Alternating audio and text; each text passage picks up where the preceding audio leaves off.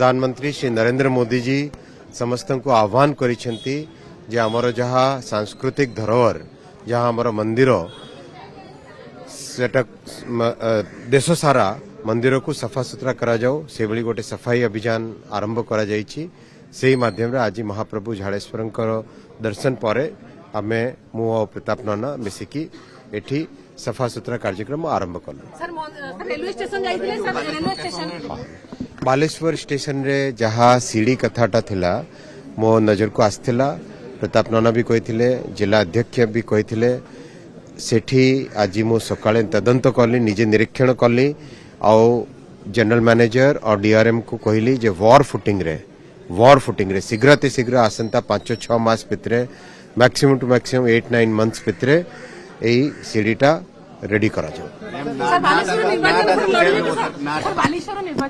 ना नना छंती ना विषय गोटे बहुत स्पष्ट निष्पत्ति निया गला जे बालेश्वर ना जहाँ हमर सांस्कृतिक धरोहर ना अछि, जो ना रे हिंदी और उड़िया रे करेक्ट लिखा जाइछि, इंग्राजी स्पेलिंगटा भूल थिला, सेटा को एबे आपण जाइकी देखिबे जदी लिपा चेंज करा जाउछि।